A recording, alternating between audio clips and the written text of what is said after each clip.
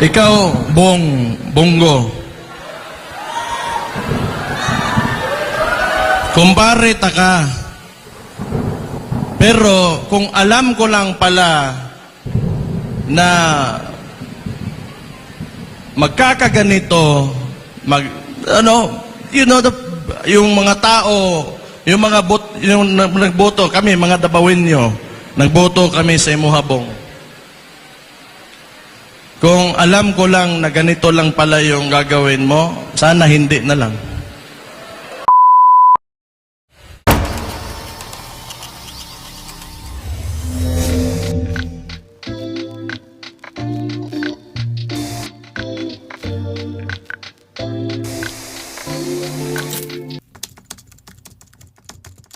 May naalala lang ako.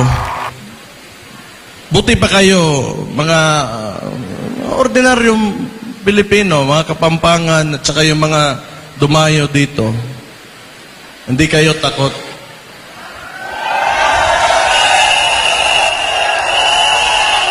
Tingnan natin yung Congress natin ngayon at yung Senado. May maisog ba? Ni isa wala. Sabagay, ang lehislatura, mukhang pera talaga yung mga yan. Sana wag lang sila magalit kasi totoo naman.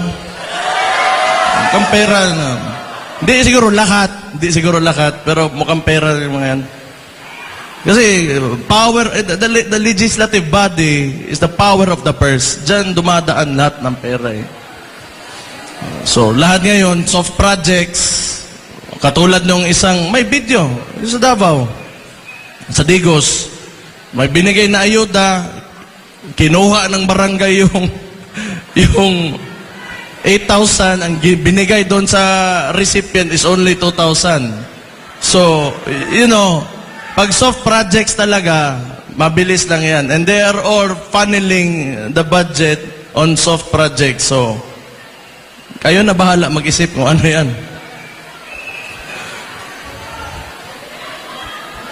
Ikaw, Bongo. Kumpare ka. Pero kung alam ko lang pala na magkakaganito, yung mga tao, yung nagboto kami, mga Dabawinyo, nagboto kami sa Imuhabong. Kung alam ko lang na ganito lang pala yung gagawin mo, sana hindi na lang.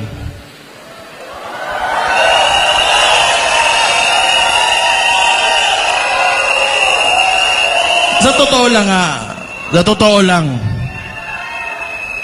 ako, yung iniidolo ko talagang senador, si Miriam Defensor Santiago, the late Miriam. Purya hisgot lang kasi wala na yung tao. Pero iniidolo ko talaga. Yun talaga yung hero ko.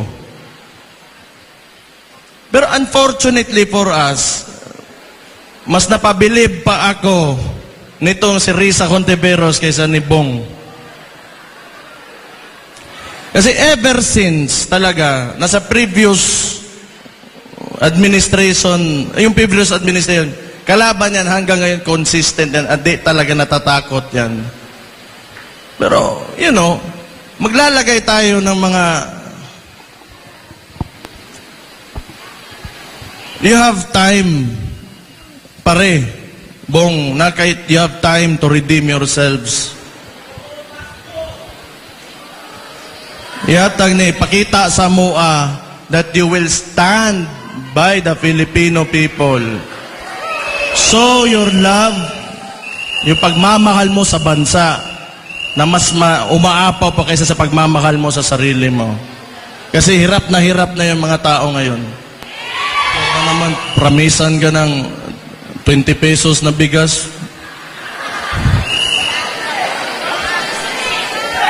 Typical na talaga, textbook na scam.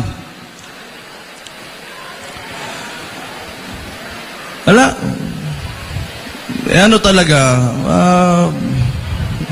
Pangloloko lang talaga nakikita ko. Abuse of authority, lahat ng pinapakita ng administrasyon na to is not a good example, for our current leaders and our future leaders. Kung yan yung pinapakita na ugali, kultura, and ways of handling government, then kawawa naman yung Pilipinas talaga. Kawawa naman. Sana naman matapos na tong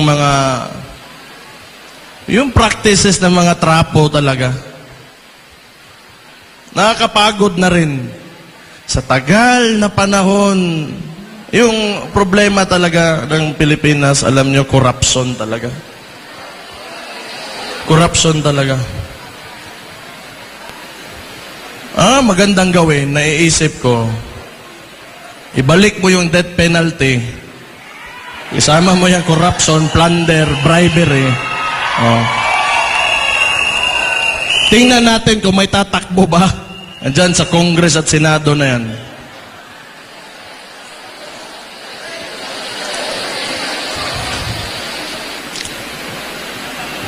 Kung nakikita nga, mga elected officials,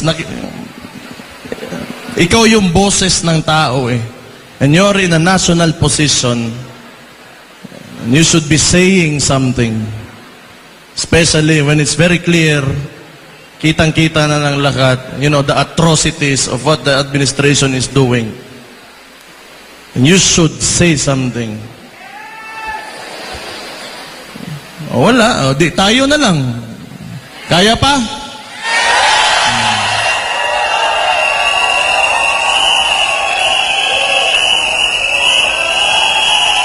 Pero alam nyo, hindi ako naniniwala na hindi kaya talaga ng Pilipino. Kailangan lang talaga may faith lang kayo, may paniniwala lang kayo na maiangat talaga natin yung bansa natin. Kasi kung hindi, wala sana tayo ngayon dito. Kasi mas gusto pa natin na mas maganda pa talagang kinabukasan para sa ating lahat, sa bawat Pilipino. And thank you for being with me tonight dito sa Pampanga, sa Hakbang ng Maisog. Maybe soon, yung mga anak natin, yung mga our grandkids, yung mga apo natin, they will be living in a better Philippines, na mas maganda, mas maayos, mas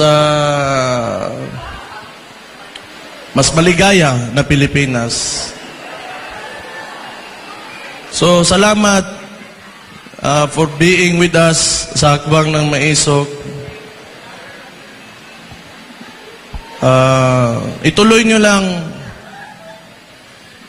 We share the same sentiments. Gusto natin ng maayos na kinabukasan at may seguridad para sa mga susunod sa atin. The future generation. Yun talaga yung mahalaga. Someday, hindi na nila pagdaanan pa yung mga dinadaanan natin yan. We should give them, better problems than what we have now. And I think that is the ultimate goal and our ultimate responsibility as parents and as elders sa bansang ito. So, kailangan sama-sama talaga tayo, united tayo with one cause na at isang paniniwala na makakamit natin mas maliwanag at mas progresibo, magandang Pilipinas pagdating ng panahon.